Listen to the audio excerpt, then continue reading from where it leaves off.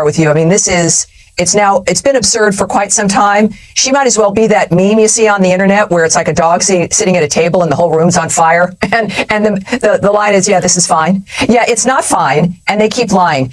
What's your take on their continued approach to gaslight the American people? And well, thank you for having me, Tammy, and Merry Christmas. Let me be very clear. There is no border policy. There's an amnesty policy. They want immigrants to come into this country. Karine Jean-Pierre is a professional liar. She's sitting there knowing that she's lying. And the American public has rejected these lies. These are historic numbers in the number of illegals who are crossing the border. And, you know, Tammy, we don't need to import crime. You look at cities, Democratic cities, where the governor of Texas is sending these immigrants to Chicago, Los Angeles. There's more crime. And there are now Democratic cities who are begging for President Trump to take over because we had a policy to control the border. We had Tom Homan in charge. And this is what is destroying America right now. The border policy, or the lack thereof, is the number 2 issue in this country behind the economy. And that's why Joe Biden is going to lose. And we're going to stop the lying from the White House press secretary. Yeah, it's a remarkable thing to watch, Tom. I mean, you know these numbers, I think. I think people are finally understanding the extent of what's happening here. The number of illegal immigrants since Joe Biden has come into office is now more, it's the equivalent of 41 states, individual states. It is a huge number of people. And the people on the known or suspected terrorist list, over 700 have been apprehended this year. You can imagine the Godaway framework. That gives you an idea of just the number of people trying to move through when we know that September 11th was implemented by 19. So this is national security. It's an economic dynamic. Many of these people's lives are going to be destroyed as this country does not know how to get out from under this. What do you think our moves are right now, and what should the Biden administration be doing? Not that they'll do it.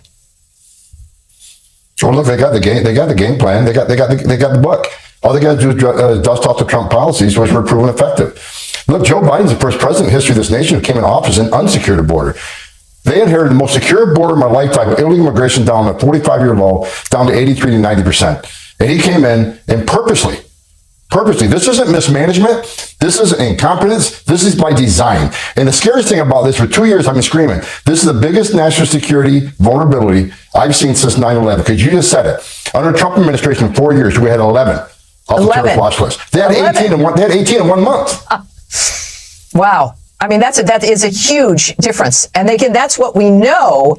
Sarah, we now have to get down to, and you're at the border a lot. You talk with these people. You know the dynamics from the beginning when they were still trying to hide it from the American people.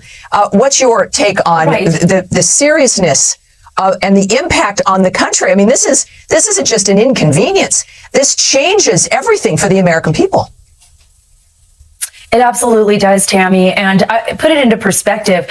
We lost over 112,000 Americans this last year to fentanyl poisoning and fentanyl deaths and overdoses. We go to the border. I was just there this week. You could see the government once again is still trying to hide it from the American people. They obviously think that we're stupid. Karine Jean-Pierre goes up on stage, talks to the press corps and says, well, you know, it's just the ebbs and flows. No, Karine Jean-Pierre, this is the flow that President Biden purposefully made when he came into office and just eliminated all of President Trump's executive orders. He just removed them completely. And he basically said, come in, our border is wide open. The drug cartels, the human traffickers, and every other nefarious organization working overseas said, thank you very much, President Biden. Thank you for partnering with us. And since that day has happened, people have flowed into our country. Our nation is facing, just as Tom said, just as Leo said, a massive crisis. We are literally breaking at the seams. Cities like Chicago, where there's the death, and this is just one child that got attention, but the death of a 5-year-old child in a shelter in the freezing cold. Do you know how many children I've seen sleeping in the streets, sleeping with people that aren't even their parents?